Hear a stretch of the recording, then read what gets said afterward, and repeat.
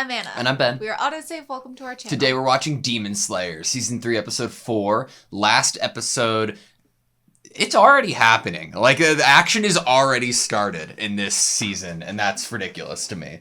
It's wild. Yeah, last season we had like at least 6 or 7 episodes of like, oh yeah, we're gonna, dress up in different attire so that we can go undercover and like do some reconnaissance here. No, in the Swordsmith Village Arc, we are just right into it. Which is very reminiscent of Season 1 when Tanjiro and Nezuko are really put right into this whole demon-human world. Yeah, in our free time, we were like, man, remember the days when we used to just be able to chop a demon's head off and that was it? Yeah. And now we have to... The sun just took care of things.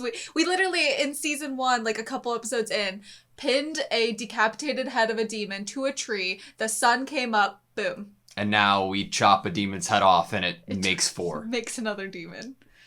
Fun! Good Exciting. times. Genya, I hope you're okay. Nezuko, I hope you're protecting him. Tokito is going to be a savior for somebody, much like Batman. And Tanjiro is going to come back onto the scene. Those are my predictions going into this episode. Yes. You ready? Yes. Sweet. I am so excited right now.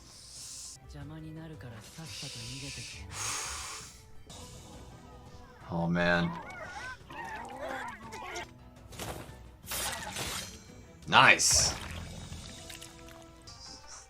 Still don't know what we're gonna do about the whole sword that Haganeska is working on that's apparently gonna take like 3 days.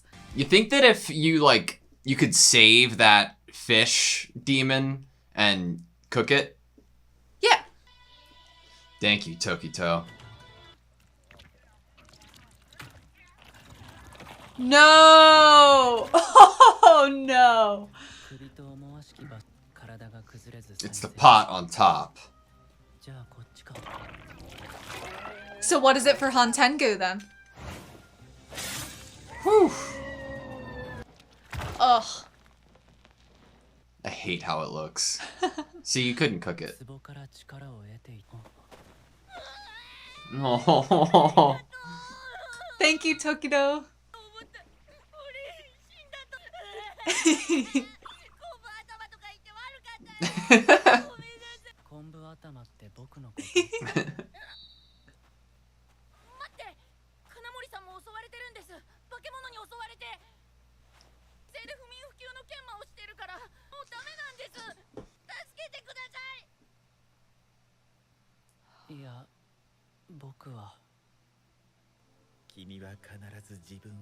Find yourself again.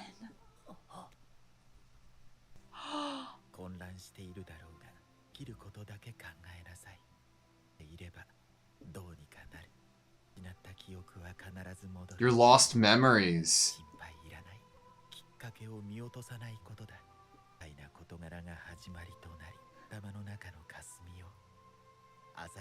I like that all the mist in your head. He's bringing him with him. He cares.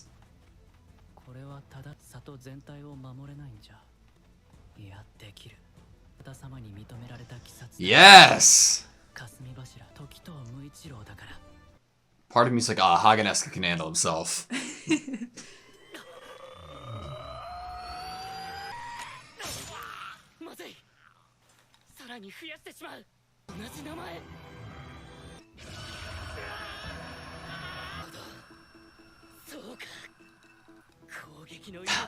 Yes!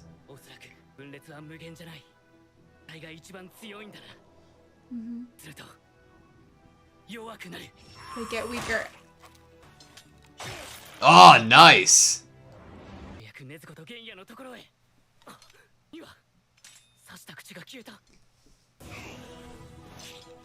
He's learning its limits. Oh!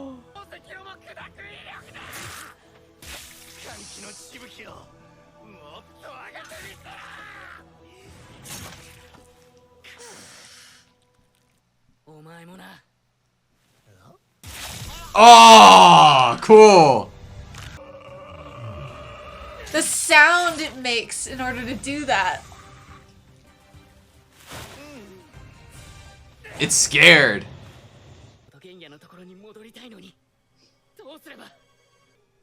Yes, yes. I'm nervous though.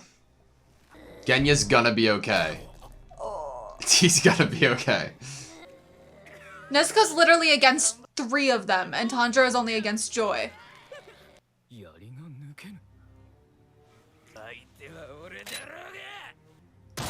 Oh! Oh!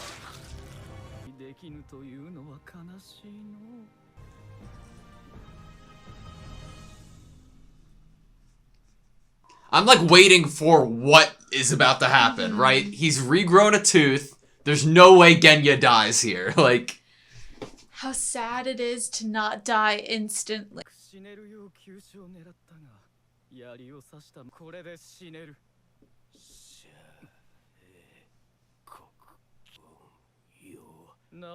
it's like an incantation? He did study under the Yeah, it's like a Stone prayer. Hashira. His expressions are so interesting.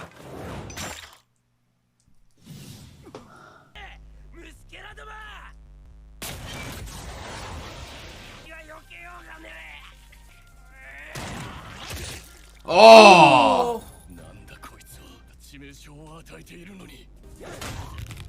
Oh!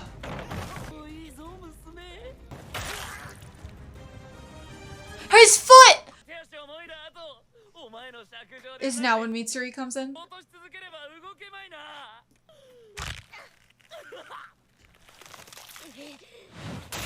Oh! She literally just... Oh! Yes! Exploding Oh my blood! God. Using his fan! Oh! Oh! Mitsuri, no. You want Mitsuri to I come want back so Mitsuri bad. to come back so bad.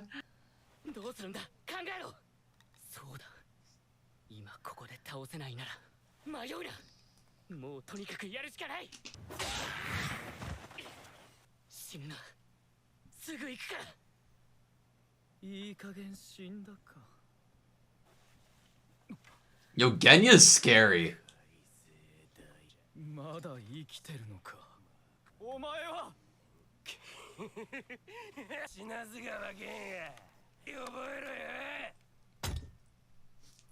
Like that he picks himself up with the gun. Oh! What a cool shot! Oh my god, to stabilize it! Love it. What are you gonna do? Like, hitch a ride?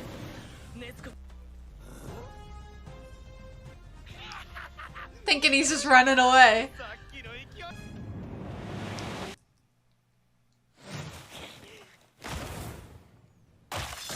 Oh! He's flying it! Uh-huh.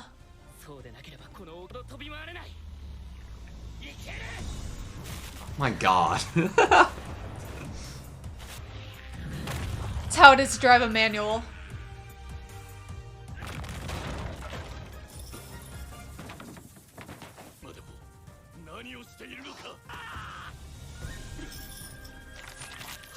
Another staff?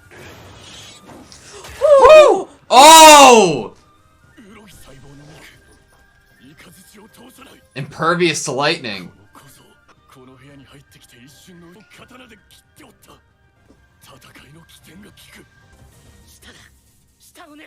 Go for its tongue.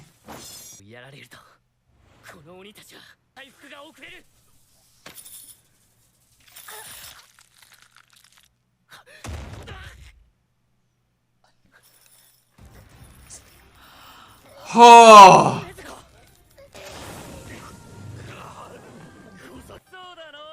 It's back. Oh! The imprint of the leaf, that was Yeah. so cool!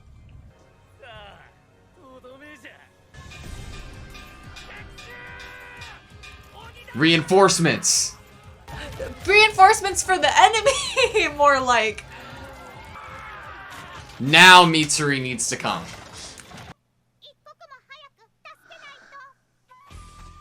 Hell yeah.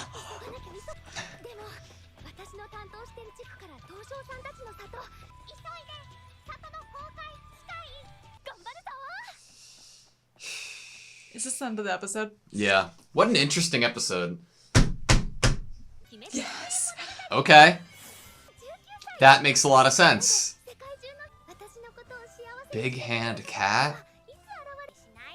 It's a lie.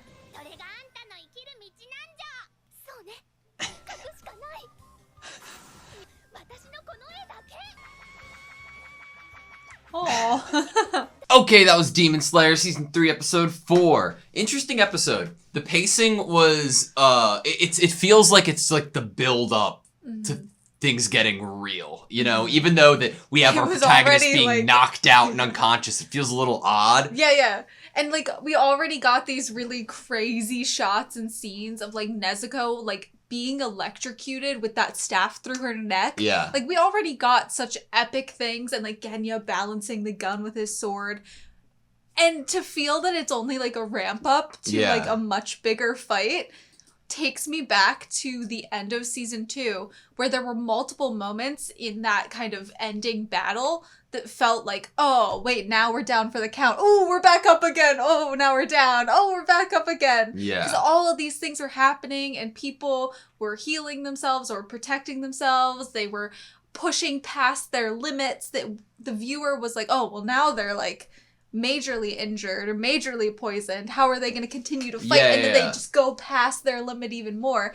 And we're just getting that at the beginning of this season. Yeah. Okay, so where we're at, I feel like, in comparison to last season, we're right before where Tanjiro and Daki first, like, meet up to face off. Like, they haven't started fighting yet in terms of where we are this season in the fight, I don't think. See, I was going to say, when you said that, I like what you said, but then when you first said it, my mind went to when Tanjiro first is unable to fight, and so Nezuko steps in, and then Nezuko has to be put to sleep with the lullaby. Yeah. I was thinking around there, or maybe even around when we're, like, right after we found out that Gyutaru was inside Daki. Yeah. I don't know. See, the animation hasn't gotten, like, batshit crazy yet. Yeah. That's how I know we're not there yet. Because at that point last season, we had already got, like, when Tanjiro last season just stopped breathing for a second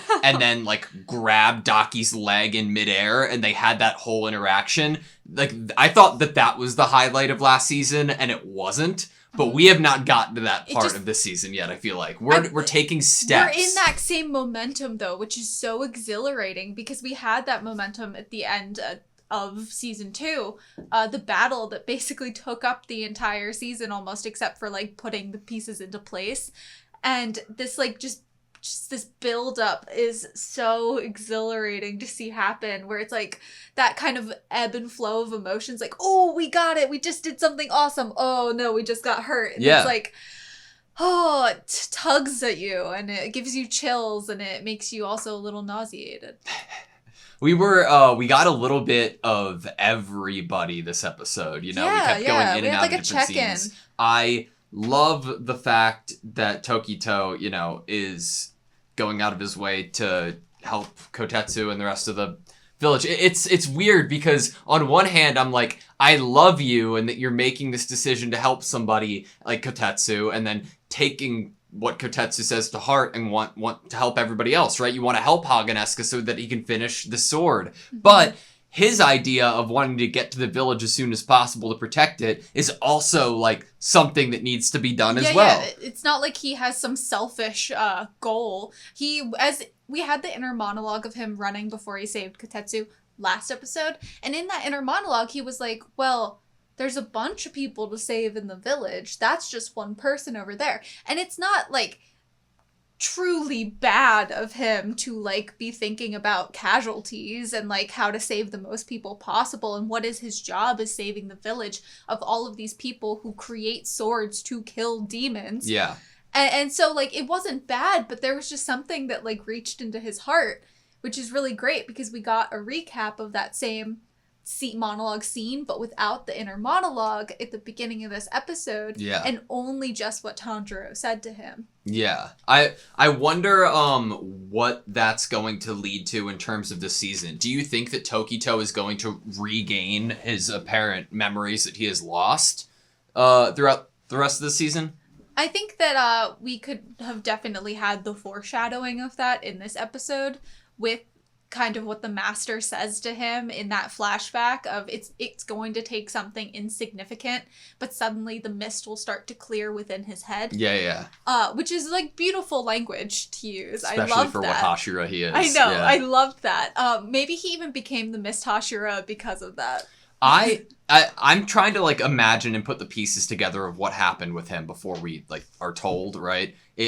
It could be a similar situation to Tanjiro. Like, imagine if Tanjiro was at the house and he was on the verge of death, but barely didn't die, and then was taken to the master's place, and then lost his memory. Yeah. You know? You have to be welcomed into this world in some way, either by surviving a demon attack or being from a family of demon slayers. I wonder what the reason for Tokito's, like, I guess fight is right now, because before this episode I just kind of assumed we hadn't known what his purpose was for fighting the demons, and I was putting that in my head together, like, okay, do you have like a vendetta against them, what, but now him not having the memory, I wonder if he's doing this as sort of like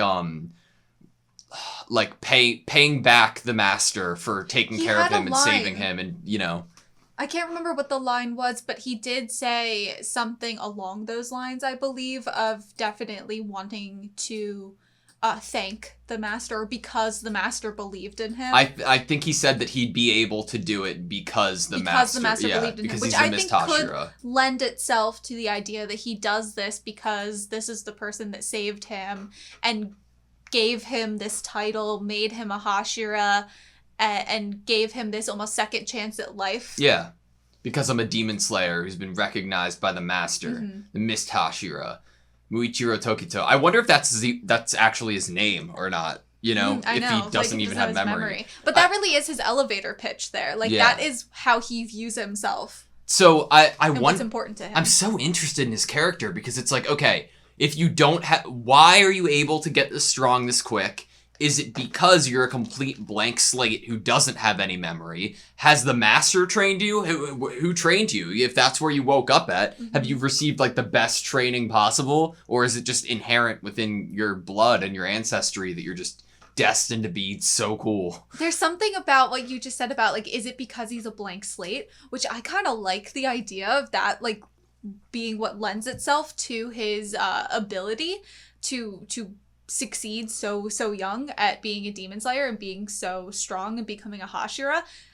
There's the possibility of like he has more like living with abandon. He doesn't have any ties to this world or this life or connection other than this duty that could make him kind of jump head first into action. He probably has a clear head because of the fact that he's not thinking about a tons of other things and have all these other memories. Yeah. And I think that actually makes me think of something that happened to Tanjiro later in the episode that I was really impressed by. Tanjiro, when he sees Nezuko with that staff in his neck, Tanjiro season 1 wouldn't have thought about a plan. He would have just jumped towards Nezuko in order to save her. But Tanjiro now thought about cutting off that demon's foot in order to get close to Nezuko and even actually use it to help her. That there's like this level of once he almost was able to clear his head of the like danger signs of, oh my god, my sister's in trouble, and really like think about, okay, how can I actually do this without being stupid? I'm gonna argue there because I think that is inherently Tanjiro, and he's always been that way. Do you remember in season 1, one of Tanjiro's first like action sequences was versus Gyu, and even in the heat of the moment with no training, wanting to protect his sister, he had the thought ahead to throw an axe or whatever it was above to try to cause a distraction at his own body's risk in order to save Nezuko there still. But that's at his own body's risk. I know, but still, he's able to make these decisions in and what was the word that the demon used? His intuition? Mm-hmm. His intuition is so strong and he's so confident with his intuition. He doesn't know for certain that this is going to work at all. It's an idea that he's not even giving himself a chance to think about. He's like, okay, well, I'm just going to do whatever my mind is telling me and think about it later. I guess that could be a connection, though, to how Tokito's probably acting. Yeah. Is that he doesn't have all of these connections, memories, and thoughts that are clouding his mind. All that he has there is his mission and what's in front of him and the best course of action to do that. Yeah. I really enjoyed Tanjiro's idea, I guess, to drive this demon back to the fight sequence between Genya and Nezuko. I liked the fight between Genya and his demon. I just want to know more about him. It seems like under training from the Hashira who often prays. I don't know if that's what is giving him this extra ability to him. Maybe it's it could also be almost a connection between the three of them of what we're talking about clearing your mind and focusing, almost a meditative state. So in Mugen Train, when Rengoku was giving us the explanation of Tanjiro needing to focus on his breathing techniques to basically slow down the blood loss and try to close off veins and heal himself, basically. I wonder if Genya's version of prayer or meditation is an advanced version of that. But at the same time, I almost feel like it isn't because of regrowing a tooth. That seems a little more crazy to me. See, yeah, he regrew it, or there's just a really great, dentist in this village. Nichiring tooth, Nichiring tooth. Yeah, I like it. His gun is so cool, man. I know. I love seeing it dual wielded with the sword. It's kind of crazy in a way. I don't know if you've ever seen anything like that. I would have never. We were shocked when we first saw it, in the opening before really getting into the season, and I'm still kind of shocked by it because it's not anything that I would have expected. And oh god, I kind of want to see it more. So Gyoko was the one who found the village, right? Yeah. I'm no longer surprised if he is able to utilize hundreds of terrifying fish dogs. Yeah. I wonder if he's able to make these out of nothing. If he's able to take fish in a river somewhere, put a little pot on them, and then he's able to control them in any way that they want. It seems like that's the beacon of their control, right? Mm-hmm. The pot on top of their head. Yeah. It's interesting. Why fish? There could be a river nearby. Yeah, but what if the fish is important to his backstory? Maybe. I don't know. It's interesting that we're fighting more of Hantengu than Gyoko right now, right? Yeah, I think that is really interesting. The main body hasn't even been in the fight, in the battle this whole time, which is interesting to me now even more because when we're fighting the fish with Kotetsu brings up Haganeska and the sword, and it does make me wonder, well, we haven't been seeing Gyoko's main body. Maybe it's because his main body isn't what's strong, and his main body might actually be relatively weak now that he's created all of these fish.